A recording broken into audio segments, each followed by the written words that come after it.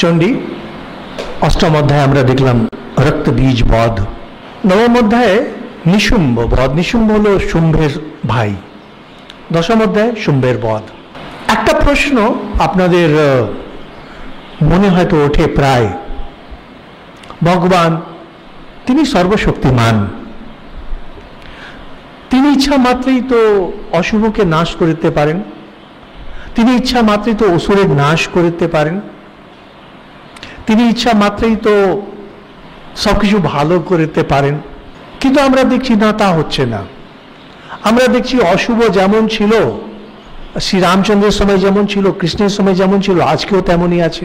কিন্তু যদি আপনি শাস্ত্রের দিকে আরো যান তখন আরো ডেঞ্জারাস হয়ে যায়। রামচন্দ্র রাবণের সঙ্গে লড়াই করেই যাচ্ছেন। আর মনে হচ্ছে রামচন্দ্র হারলেন।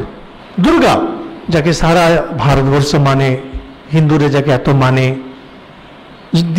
শক্তি স্বরূপিনী, তাকে আমরা দেখছি একটার পর একটা যুদ্ধ করে যাচ্ছেন। ধূম্রলোচন বধ করলেন, সেখান থেকে আমরা দেখছি যে চণ্ডমুণ্ড বধ, রক্তবীজ বধ, অধ্যায়ের পর লড়াই চলছে। তখন মনে সবাই প্রশ্ন ওঠে যে ভগবান তিনি কেন পারেন না, বা অবতার এত কেন তাকে আসতে হয়। এরা আমরা অনেক সময় প্রশ্নগুলো পাই, আর সত্যিকারের এই প্রশ্নগুলো আপনাদের মনে আসাও স্বাভাবিক। ভগবান কেন সব ঠিক করে দেন না, ইচ্ছা মাত্র ওই বদমাইশগুলোকে শেষ করে দেন না কেন? উত্তর হলো, ভগবান চেয়েও এটা পারবেন না করতে। যদি ভগবান চান এখানে সব শুভ হয়ে যাক, তিনি পারবেন না। ভগবান যদি চান অশুভের সব নাশ হয়ে যাক, তিনি পারবেন না। ভগবান যদি চান সব ভালো হয়ে যাক, তিনি পারবেন না। কেন? খুব সহজ কারণে, অত্যন্ত সহজ কারণে তিনি পারবেন না। আমরা এই সৃষ্টির দিকে যখন তাকাই, আমাদের কাছে সবসময় মনে হয় যে বাচ্চা ছেলে যেভাবে খেলাতে একটা বাড়ি বানায়, নদীর ধারে সমুদ্রের ধারে গেল, বালি দিয়ে বানালো, তার ইচ্ছে হলো সে ভেঙে দিল, তার ইচ্ছে হলো সে ওটাকে মডিফাই করে দিল। আমরাও যখন অনেক সময় একটা স্কেচ বানালেন, একটা পেন্টিং বানালেন, নিজের ইচ্ছার মতো আপনি ওটাকে রাখতে পারেন, ডিস্ট্রয় করতে পারেন, যা খুশি আপনি করতে পারেন। আমাদের কাছেও ঠিক তাই মনে হয় যে ভগবান ঠিক সেইভাবে যখন সৃষ্টি করেছেন, আর ওই সৃষ্টির মধ্যে যারা আছে তাদেরকে সেভাবে করেছেন, সেগুলো তিনি ইচ্ছা মাত্রই ওটা করতে পারেন। যেখানে আছেন, বৈকুণ্ঠ ধামে আছেন ভগবান, তিনি ইচ্ছা করলেন দুষ্ট পুরুষগুলো শেষ।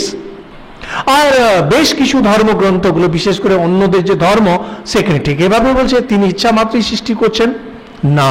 হিন্দুদের মধ্যে হিন্দু ধর্মগ্রন্থ কখনোই এরকম বলে না যে তিনি ইচ্ছা মাত্রই সৃষ্টি করেন, ইচ্ছা মাত্রই নাশ করতে পারেন, কখনোই না। বলা হয় ঈশ্বরের ইচ্ছাতে এটা হয়, আর ঈশ্বরের ইচ্ছাটাই হলো ঈশ্বরের শক্তি। আমরা বারবার শব্দ যেটা ব্যবহার করি, ঈশ্বরের শক্তি, যেটাকে আমরা বিভিন্ন নামে বলি, সচরাচর নাম হলো শক্তি। যেমন উপমা বলা হয় অগ্নি দাহিকা শক্তি, দুধ তার ধবলত্ব। এই দুটো যেমন ইনসেপারেবল, তেমনি ভগবান আর তার শক্তি ইনসেপারেবল, তাকে আলাদা করা যায় না। ভগবানের যে শক্তি, সেই শক্তিটাই হলো সৃষ্টির মূলে, সৃষ্টিতে সেই শক্তিটাই জড়িয়ে আছে। বাচ্চা যেভাবে একটা মাটির বাড়ি তৈরি করে, ভগবান সেইভাবে তৈরি করেন না। এটা আমাদের বেসিক আন্ডারস্ট্যান্ডিং এ ভুল আছে বলে অনেক কিছু আমাদের ভুল হয়ে যায়। ভগবানের যে শক্তি, ঈশ্বর হচ্ছে নির্গুণ নিরাকার, তিনি কখনোই কোনো কাজ করবেন না। তিনি যখন সগুণ সাকার হয়ে যান, তার মানে তার শক্তি এবার ব্যক্ত হয়ে গেল। আগে ছিলেন অব্যক্ত, এখন হয়ে গেল ব্যক্ত। সাপ চুপচাপ বসেছিল, সাপ এবার চলতে শুরু করলো। এইবার এই যে ঈশ্বরের শক্তি, যেটা এবার রূপ ধারণ করে নিল জগতের। এই জগতের পেছনে যে সমস্ত শক্তি যেটা জগৎকে চালাচ্ছে, ভগবানের শক্তি। আজকে যে দুষ্ট লোক হচ্ছে, তার পেছনে কিন্তু রয়েছে সেই শক্তি। যে শুভ লোক, সেও রয়েছে সেই শক্তি। কারোর মধ্যে তমগুণ, কারোর মধ্যে রজগুণ, কারোর মধ্যে সত্যগুণ, কিন্তু শক্তি সব সেই ভগবানের। যার জন্য দেখবেন গীতাদিতে যখন বলছেন, ভগবান বলছেন আমি সব কিছু হয়েছি। যখন ঋগ্বেদে পড়বেন, তং শ্রী তং পুমানসি, যাবতীয় যা কিছু সেটা ভগবানই রয়েছেন।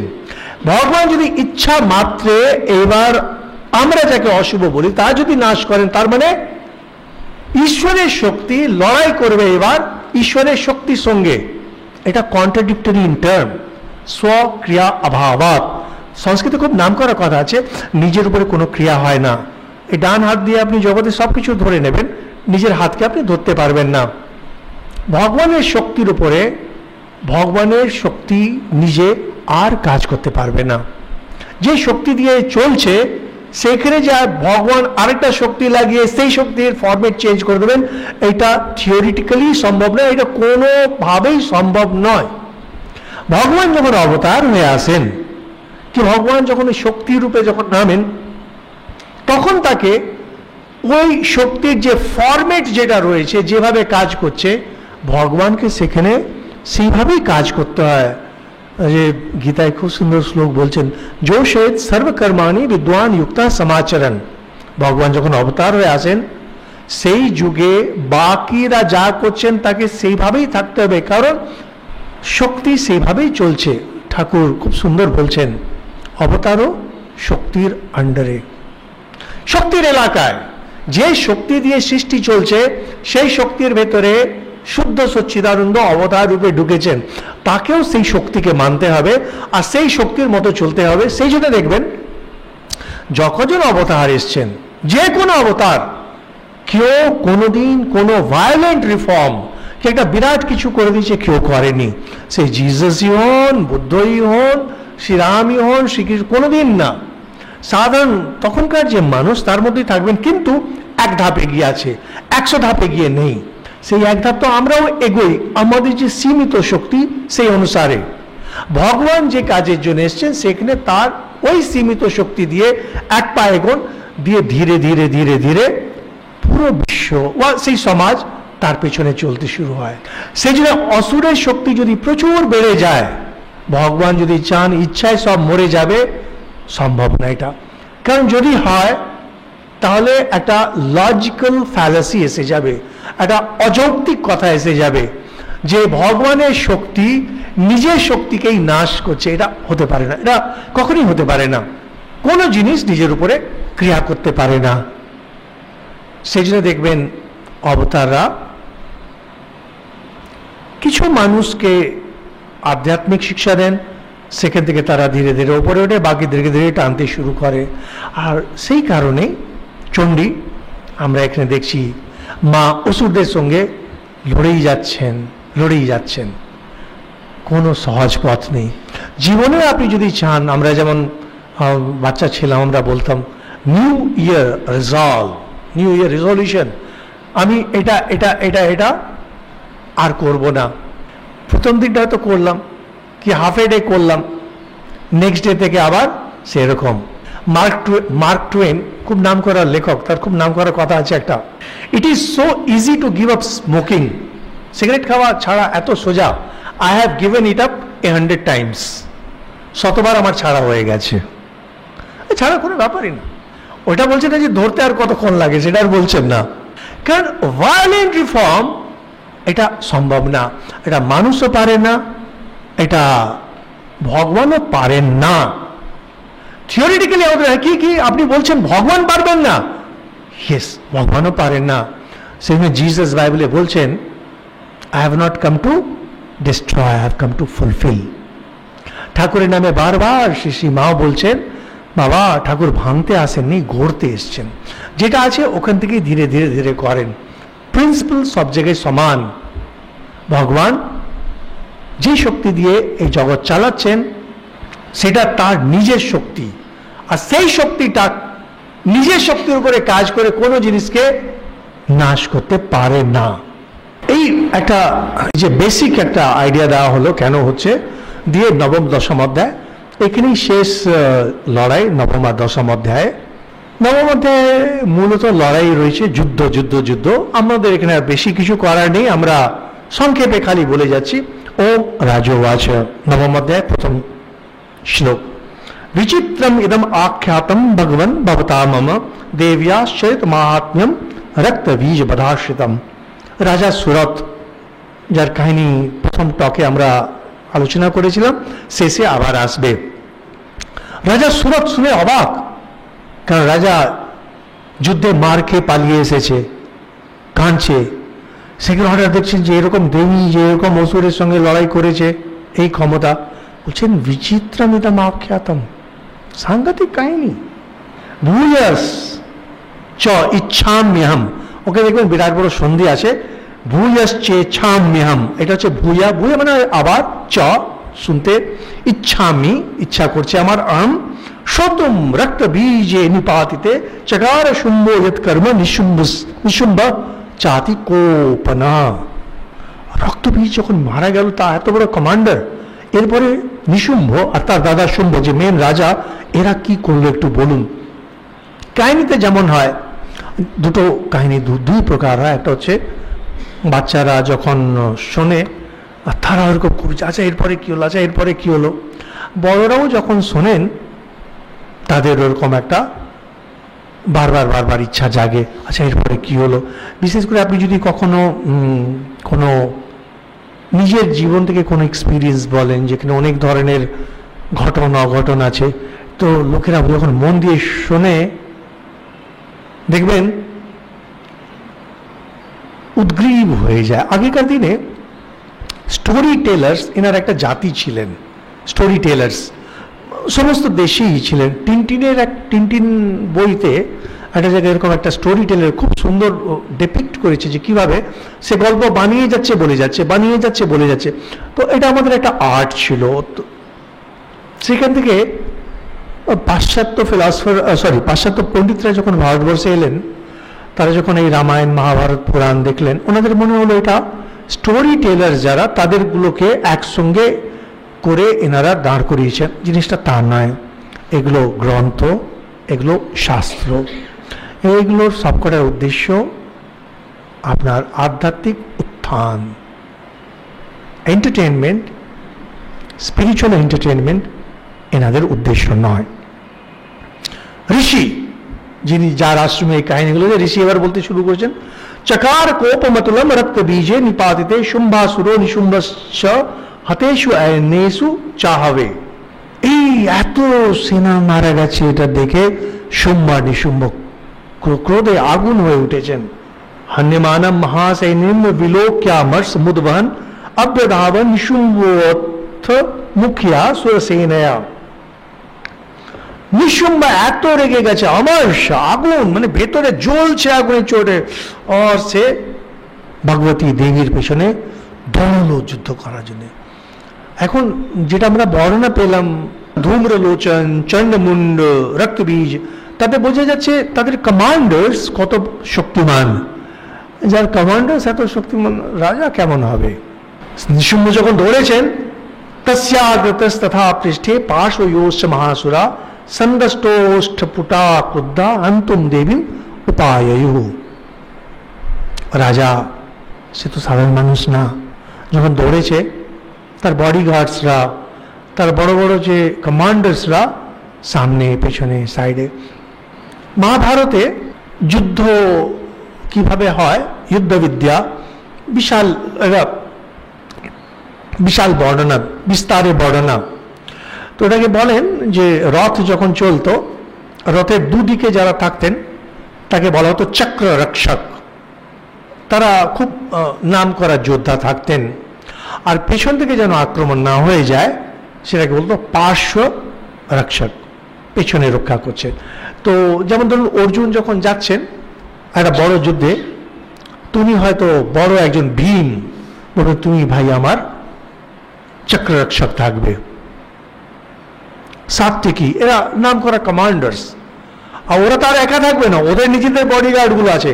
তো যখন অর্জুন লড়াই করছে, তার ওই বডিগার্ড যুদ্ধের সময় আপনার 1000, 2000 এমনি হয়েছে, তার বডিগার্ডসগুলো রয়েছে, তার আশেপাশে যারা আছেন তাদের বডিগার্ডসরা রয়েছে, প্লাস আর্মি। ওই আর্মিতে যারা আছে তাদের আবার ওই চক্ররক্ষক, পার্শ্বরক্ষক, যাতে সাইড দিয়ে পেছন থেকে আক্রমণ না করে। ঠিক সেইভাবে নিশুম্ভের সঙ্গে এক গাদা অসুর আক্রমণে নেমেছে। বলছেন যে এরা সবাই এত রেগে আছে যে তারা সন্দষ্টপুটা, ঠোঁট একদম করে ঢং করছে যে দেবীকে শেষ করে ছাড়বে। আজ গাম মহাবীর শুম্ভোপি বলৈর্বিত নিয়ন্তুম চণ্ডিকাম কোপাত কৃত্বা যুদ্ধম তু মাতৃভি।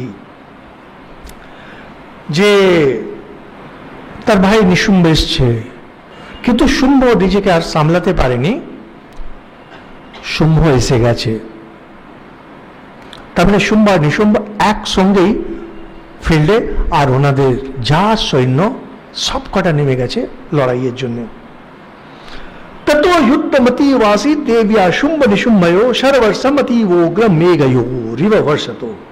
বলছেন যে এমন এমন এমন লড়াই, এমন লড়াই, শুম্ভ নিশুম্ভ তো টপ মোস্ট ওয়ারিয়ার্স, তার সঙ্গে দেবী। সে বলছে যে আর তীর আর চলছে না, তীরের বৃষ্টি হচ্ছে। আমি একবার একটা কবিতা, মাঝে মাঝে আমি কবিতা লিখি, এখন একটু কম লিখি, আগে লিখতাম। মহাভারত যুদ্ধের একটা পার্টিকুলার সিনের বর্ণনা, তাতে হিন্দিতে 4টে লাইন ছিল যে কুরুক্ষেত্র কি পাবন ভূমি ওয়ান ঝড়ি সে সিঞ্চিত থি। কুরুক্ষেত্রে যে পুণ্যভূমি, সেখানে বানের বৃষ্টি হচ্ছে, মাঠ সেচন হচ্ছে। কি দিয়ে? বান দিয়ে। কোক লিয়ে ওয়া রক্ত সরোবর, জল যখন পড়ে বড় বড় ঝিল তৈরি হয়ে যায়। তো সেই পবিত্র মাটিতে ঝিল তৈরি হয়েছে কি না, রক্তের। এমন যুদ্ধ চলছে। কোখ লিয়ে ওয়া রক্ত সরোবর মৃতদেহোं को जनती थी। মাটি জন্ম দেয়। এখানে কি জন্ম দিচ্ছে কুরুক্ষেত্রের মাটি? শুধু মৃতদেহ। যুদ্ধ এমন ভয়ঙ্কর চলছে, এমন ভয়ঙ্কর চলছে যে বানের বৃষ্টি, বৃষ্টি হলো বানের, পুকুর রক্তের, সেই জলের সৃষ্টি কি না মৃতদেহ। ঠিক ওই ধরনের একটা এখানে যুদ্ধ চলছে, যেখানে শুধু বানের বৃষ্টি হচ্ছে, জল আর পড়ছে না। চিচ্ছেদাস্তাংশরাস্তাভ্যাম চন্ডিকা শরোধ করে তাড়ামাস চাঙ্গেশু শস্ত্রোঘের অসুরেশ্বর। তো বলছেন যে এমন বান চালাচ্ছে, বান যখন চলে একটা স্পিড থাকে, যেমন আপনারা তো জানবেন যখন বুলেট চলে একটা রাইফেল আদি থেকে, ওর রাফলি স্পিড হয় একটা যে বুলেট 1 ম্যাক টাচ করে না। 1 ম্যাক মানে হচ্ছে 1000 কিলোমিটার পার আওয়ার, তার থেকে কম থাকে বুলেটের স্পিড। বুলেট যখন ফায়ার করা হয় এই 800-900 এরকম। আর অনেক সময় হাই স্পিড বুলেট ইউজ করা হয়। স্পিড যদি বেড়ে যায় বুলেটের, তো কাইনেটিক এনার্জি যে ইকুয়েশনস আছে হাফ mv², তাতে ওর এনার্জি অনেক বেড়ে যায়, ছাড়তেও দম লাগে। মিসাইলসগুলো যখন চলে, যেগুলো আপনারা প্রায় নিউজ পেপারে পড়েন, মিসাইল আমরা এই যে আছে অগ্নি, পৃথ্বী, এগুলো এগুলো ম্যাক 2 ম্যাক 3, তার মানে ম্যাক মানে হয় সাউন্ড স্পিড। সাউন্ডের স্পিড হলো রাফলি 330 মিটার পার সেকেন্ড। ওটাকে যখন মাল্টিপ্লাই করবেন ওই 1100-র কাছাকাছি কিলোমিটার পার আওয়ার। তো এই মিসাইলগুলো চলে 3300 কিলোমিটার পার আওয়ার স্পিডে। তো ওই স্পিডে যখন চোখে আটকানো যাবে না, ওকে আটকাতে গেলে আপনার চাই তার থেকেও বেশি স্পিডের জিনিস। তো মিসাইল টেকনোলজি যেটা বিশ্বে চলে, আমেরিকা, রাশিয়া মেনলি, চায়না এখন আছে, ভারত এখন পা রাখতে শুরু করেছে। এনারা একটা যে ওই স্পিডে যাচ্ছে ভেবে দেখুন, 3000 কিলোমিটার ঘন্টায়, তার মানে সেকেন্ডে প্রায় 1 কিলোমিটার, 1 সেকেন্ডে 1 কিলোমিটার চলে যাচ্ছে। তার মানে এখান থেকে হাওড়া স্টেশন যেতে বেলুড়মঠ থেকে 5 সেকেন্ডে। ওই স্পিডের মধ্যে টার্গেট করে আপনাকে মারতে হবে, খুব কঠিন জিনিস। তীর যখন চালানো হয় যুদ্ধে, তার স্পিড অনেক কম থাকে বুলেটের তুলনায়। তো আমরা এখন তো মিসাইলকে মেরে উড়িয়ে দিচ্ছে। যখন ইরাকে যখন যুদ্ধ হচ্ছিল, তখন ওই স্কার্ড মিসাইল, প্যাট্রিয়ট মিসাইল মারছে এক অপরকে। তীর যখন চালাতেন, আমরা মহাভারত যখন দেখবেন, সেখানে বড় বড় যোদ্ধারা তীর চালাচ্ছেন, তীরটা আসছে, এনারা পাল্টা তীর দিয়ে ওটাকে কেটে দিচ্ছেন। তো যে শুম্ভ নিশুম্ভ যে তীরগুলো চালাচ্ছে, মা এটাকে সব কাজ করে কেটে দিচ্ছেন। এখন মা যখন এগুলোকে ভেঙে দিচ্ছেন, সে তো ওরাও তো ছাড়বে না। নিশুম্ভ নিশিতম খড়গম চর্ম চাদায় সুপ্রভম অতাডেন মূর্ধ্নি সিংহম দেব্যাবান উত্তমম। নিশুম্ব এক তীক্ষ্ণ তলোয়ার নিয়ে ওই তীর চালাতে চালাতে চালাতে কাছে এসে গেছে।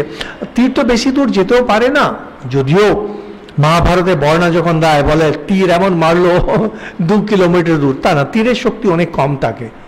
হয়তো আমার মনে হয় 100 মিটার 150 মিটার খুব পাওয়ারফুলি যায়, তারপরে ধীরে ধীরে ধীরে ওটা প্যারাবোলিক সিস্টেমে নিচে নেমে যায়, আর এমও থাকবে না তারপরে। এখন বর্তমানকালে যে ভালো ভালো বন্দুক হয়েছে তাদের এম 2 কিলোমিটার 3 কিলোমিটার পর্যন্ত যায়, তীর এতটা যায় না। সেই জন্য এবার রেগে তলোয়ার নিয়ে নেমে পড়েছে, আর তার সঙ্গে তার ঢাল ঢাল তলোয়ার দুই নিয়ে,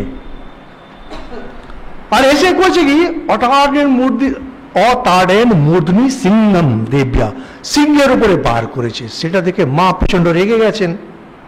মা তখন করেছেন কি, তাড়িতে বাহনে দেবী ক্ষুর প্রেণাসি উত্তমম নিশুম্বস্যাসু চিচ্ছেদ চর্ম চাপৃষ্ট চন্দ্রকম।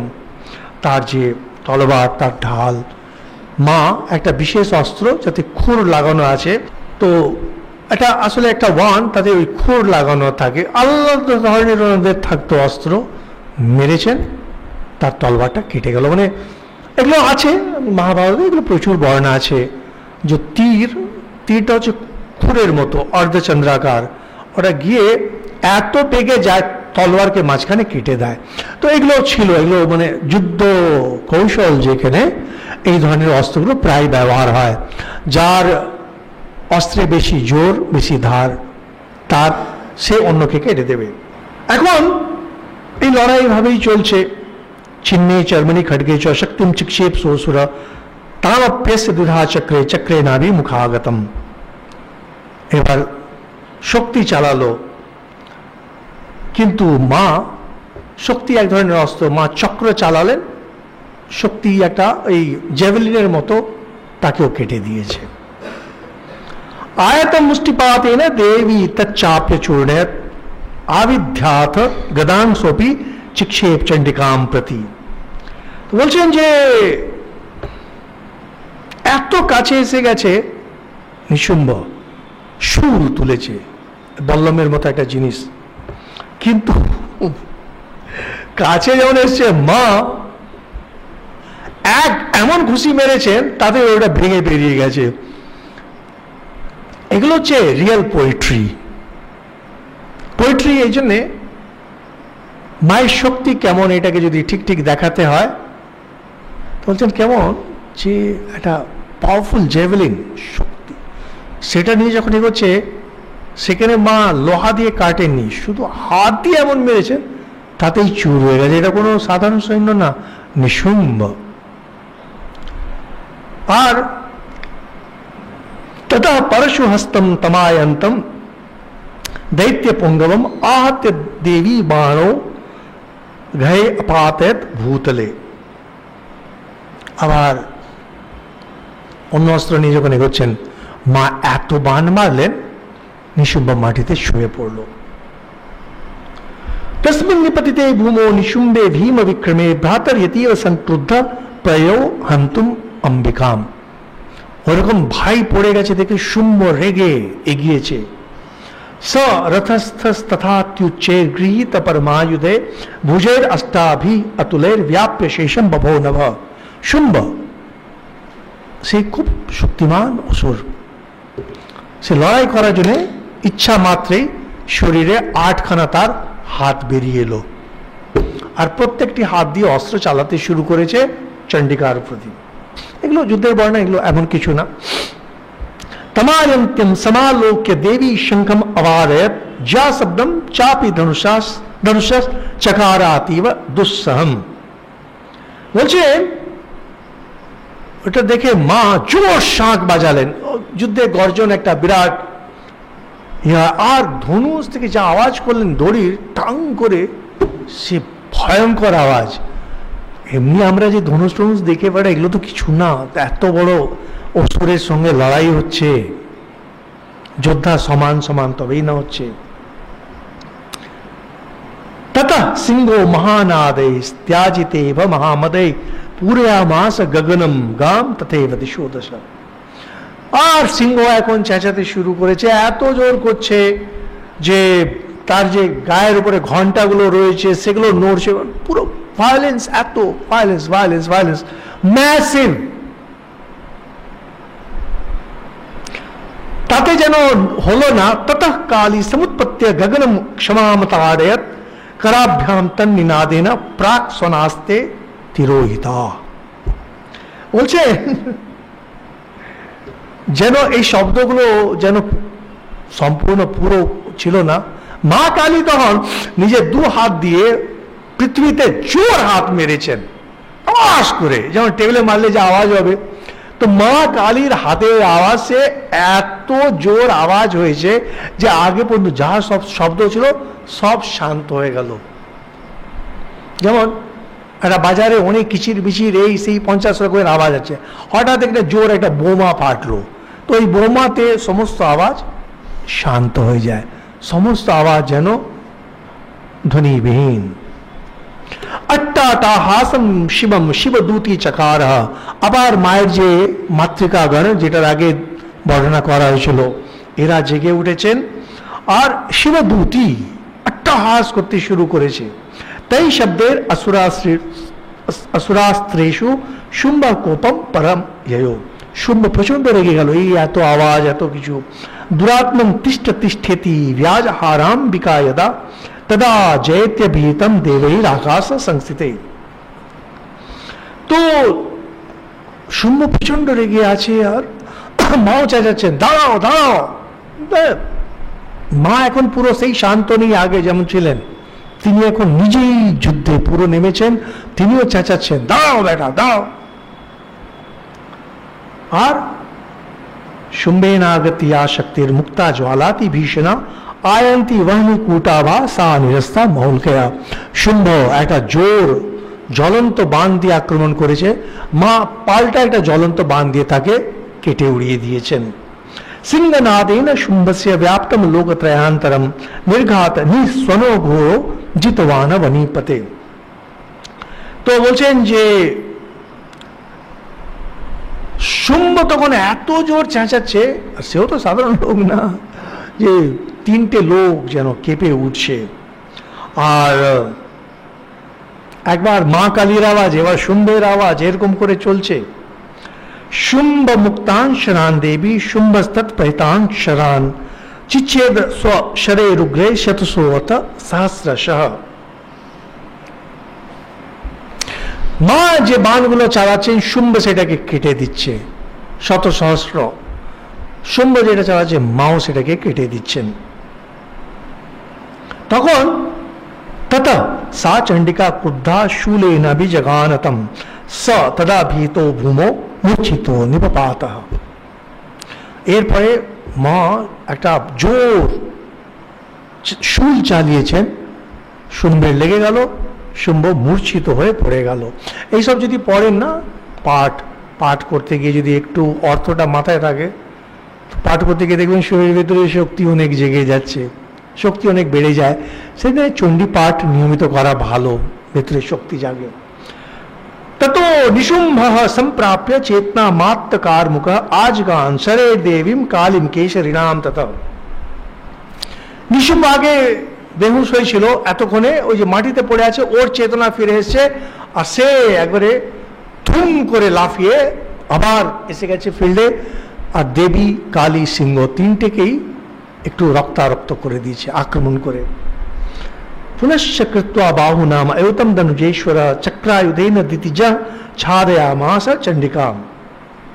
এবার নিশুম্ভ 1000টে বাহু করে নিয়েছে, আগে শুম্ভ করলো 8টা, নিশুম্ভ এবার 1000, কারণ তাদের সব রকমেরই শক্তি আছে। আর পুরো দেবীকে সে ঘিরে ফেলেছে যেন। তখন বলছেন ततो भगवती क्रुद्धा दुर्गा दुर्गार्ति नाशिनी चिच्छेतानि चक्राणि स्वशरे सायकांशतान। মা দুর্গা দুর্গার্তি নাশিনী, বলছেন যে মা দুর্গার্তি, যত রকমের মানুষের পীড়া, যত রকমের দুঃখ, যত কঠিন, যত বিষম হোক, মা সেটাকে নাশ করেন। দুর্গা কেন? দুর্গার্তি নাশিনী। মানুষের যত কষ্ট হতে পারে, যত কঠিন হতে পারে, মা দুর্গা সেটাকে নাশ করেন। সেই জন্যে লোকেরা যে এত পুজো পাঠ জপ ধ্যান মা দুর্গার করে, ওই কারণেই করে। তো ওই যে হাজারটে বাজু দিয়ে যে অস্ত্রগুলো চালাচ্ছে, মা সব কটাকে কেটে উড়িয়ে দিচ্ছেন। চিচ্ছে তানি চক্রানি শরে সায়কাংশ তান ততো নিশুম্বো বেগেন গদামাদয় চণ্ডিকাম অব্যদাবত বৈহন্তুম দৈত্য সেনা সমাবৃতঃ। নিশুম্ব এবার দৈত্য সেনা নিয়ে আবার জোর আক্রমণ করেছে মায়ের দিকে এগিয়ে। তস্যা পতত এবাশু গদাম চিচ্ছেদ চণ্ডিকা খड्गेन শিতধারেণ সচ শূলম সমাদদে। তো বলছেন মা আবার সেই তীক্ষ্ণ একটা তলোয়ার নিয়ে তার যে গদা নিয়ে গিয়েছিল কেটে দিয়েছেন। এগুলো যার হাতে বেশি শক্তি সেটার উপরেও নির্ভর করে, যার ধার বেশি সেটার উপরে নির্ভর করে, তার সঙ্গে কোন মেটাল দিয়ে তৈরি সেটার উপরেও নির্ভর করে। शूलहस्तम समायंतम निशुंभ मोरार्दनम हृदय विव्याद शूलेन वेग विद्धेन चंडिका। এরপরে মা খুব ফাস্ট তার হৃদয়কে বিদ্ধ করে দিলেন শূল দিয়ে। কাছে এসে গেছিল কিনা, শূল চালিয়ে দিয়েছে। শূল মারার সঙ্গে সঙ্গে ভিন্নস্য তস্য শূলেন হৃদয় নিশ্চিতোপর মহাবলো মহাবীর্যস তিষ্ঠেতি পুরুষো বদন। যেমনি মরছে নিশুম্ভকে, হঠাৎ দেখে তার ভেতর থেকে আরেকটা নিশুম্ভ বেরিয়ে এসেছে। রক্তবীজের যে ক্ষমতা, এটা এই ধরনেরই একটু আলাদা ধরনের। কিরকম? নিশুম্ভকে যেমনি ভেদ করে যে একটা বেরিয়ে এসছে, যেন স্থূল শরীর থেকে সূক্ষ্ম শরীর যেমন বেরিয়ে আসে, ঠিক তেমনি এর ভেতর থেকে আরেকটা বেরিয়ে এসছে। আর তিষ্ঠে দিয়ে এবার ওই যে নতুন লোকটা বেরিয়ে আসছে, সে মা দুর্গাকে বলছে দাও দাও, তোমাকে দেখে নিচ্ছি। তস্য নিষ্ক্রামতো দেবী প্রহস্য সোনবত্তত শিরশ্চিচ্ছেদ খड्गेन ততো আসৌ অপতত ভুবি। সন্ধি হলে ততো আসাও পতত ভুবি।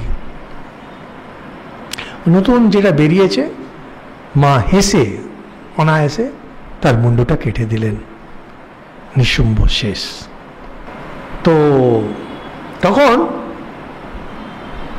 ততঃ সিংহ চখাদোগ্রম দশটা ছুন্ন শিরোধরান असुरान तान तथा काली। এটা ন হলে সন্ধি হয়ে স হয়ে যায়।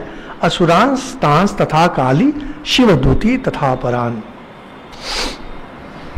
ওই যে নিশুম্ভ মারা গেল, সিংহ ওর মুন্ডু চিবিয়ে খেতে শুরু করে দিয়েছে। বলছেন এমন বিভৎস দৃশ্য যে নিশুম্ভ বিশ্ব ব্রহ্মাণ্ডের রাজা, সেইভাবে মুন্ডু কাটা গেল, আর রণভূমিতে সিংহ তার মুন্ডু চিবোচ্ছে।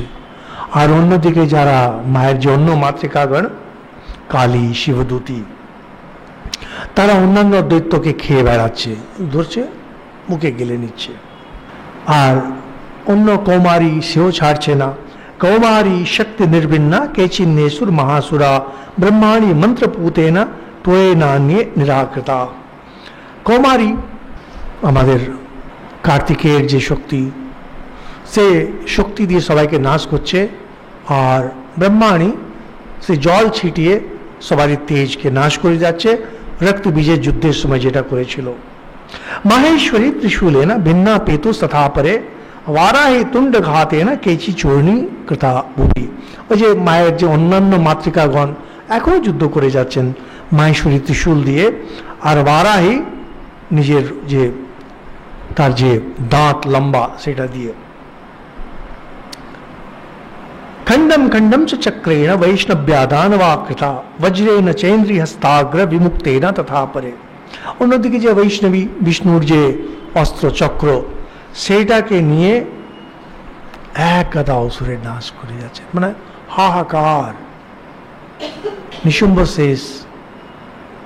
শুম্ভ এখনো যেন চেতনা হারিয়েছে, মরেনি কিন্তু।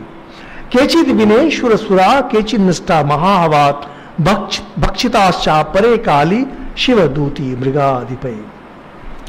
অসুরগুলোর নাশ হলো, অনেকে ওই মহাযুদ্ধ থেকে পালিয়ে গেল, আর বাকিরা শিবদূতি, কালী, সিংহ এদের গ্রাস হয়ে গেল। এতজন মিলে নিশুম্বের যে সেনা, নিশুম্ব নিজে তার নাশ করলেন। এই হলো নবম অধ্যায়। দশম অধ্যায় যেটা খুব সুন্দর, শুম্ভ আসবে। শুম্ভ প্রচন্ড রেগে আছে, তার সৈন্য চলে যায়, তার ভাই মারা গেছে। বলছে যে অন্যের শক্তি নিয়ে তুমি যুদ্ধ করছো। মা তখন বলছেন একৈবাম জগত্যত্র দ্বিতীয়া কা মামা পরা। এই জগতে আমার ছাড়া আর আছে কে?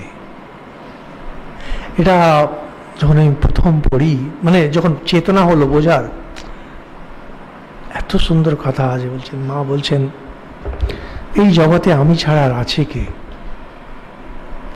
এই শক্তিগুলো দেখো কেমন আমি এগুলো হয়েছি, এই দেখো কিভাবে আমার মধ্যে বিলীন হয়ে যাচ্ছে। যেগুলো সমস্ত শক্তি বিলীন হয়ে গেল মায়ের মধ্যে। এটা আমরা এর পরের দিন ধরব।